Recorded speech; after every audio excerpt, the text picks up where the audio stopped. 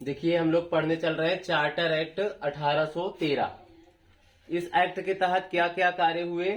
Company का जो अधिकार पत्र है, कंपनी जो भारत में रूल कर रही है, व्यापार कर रही है, वो अधिकार पत्र 20 वर्ष तक के लिए बढ़ा दिया गया।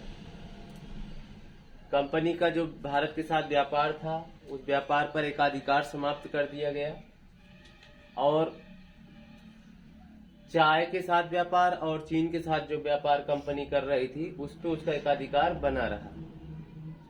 ईसाई मिशनरी अब क्या हो सकते थे, भारत में आकर अपना धर्म प्रचार प्रसार कर सकते थे। भारत में शिक्षा के लिए प्रतिवर्ष 1 लाख रुपए का प्रावधान भी किया गया। इसके बाद आता है चार्टर एक्ट 1833। चार्टर एक्ट 1833 को कहा जाता है कि यह भारत में संविधान निर्माण की पहली रूपरेखा की झलक कहाँ मिलती है, चार्टर एक्ट 1833। यहाँ पर क्या होता है, कंपनी के व्यापारिक अधिकार को पूर्णतः समाप्त कर दिया जाता है। अब कंपनी का कार्य सिर्फ भारत में शासन करना रह गया ब्रिटिश सरकार की ओर से। अब कंपनी का कार्य सिर्फ ब्रिटिश सरकार की ओर से भारत पर शासन करना मात्र रह गया था, बाकी व्यापार करने का काम ब्रिटिश सरकार करेगी।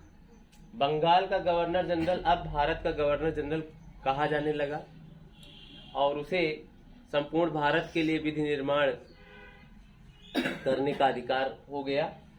प्रथम governor general Lord William Bentinck थे। मद्रास और बंबई के गवर्नर जो विधि निर्माण की शक्ति थी, यानी विधायिका की शक्ति से, उससे वंचित कर दिया गया। 1833 से पहले जो कानून बने थे उसको नियामक कानून कहा गया और 1833 के बाद जो कानून बनेंगे गवर्नर जनरल के द्वारा, उसको एक्ट या अधिनियम कहा जाने लगा। गवर्नर जनरल की जो कार्यकारी परिषद थी, उसकी सदस्य की संख्या 3 से बढ़ाकर 4 कर दी गई और चौथे सदस्य के रूप में एक विधि सदस्य को जोड़ा गया। लॉर्ड मैकाले की अध्यक्षता में प्रथम विधि आयोग का गठन किया गया। अब यहाँ पर क्या हो रहा है, भारतीयों के लिए अलग अलग कानून धर्मों के हिसाब से बनाए जाने के लिए ऐसा किया गया और सिविल सेवकों के चयन के लिए क्या हो रहा है, खुली प्रतियोगिता का चयन हो रहा है। आइए आगे देखते हैं 1853 का चार्टर अधिनियम। इस अधिनियम की मुख्य विशेषताएं क्या थीं? गवर्नर जनरल की 6 सदस्यीय परिषद के विधायी एवं प्रशासनिक कार्यों को अलग कर दिया गया। गवर्नर जनरल की परिषद में अब सदस्यों की संख्या 6 से बढ़ा के 12 कर दी गई, अर्थात जब गवर्नर जनरल विधायी कामकाज कर रहे होंगे तब उनकी कार्यकारी की सदस्य संख्या 6 से 12 रहेगी।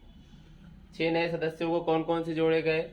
एक तो बंगाल का मुख्य न्यायाधीश था, दूसरा कलकत्ता उच्चतम न्यायालय का एक न्यायाधीश था, तीसरा बंगाल, मद्रास, बंबई, आगरा प्रांत के एक एक प्रतिनिधि थे।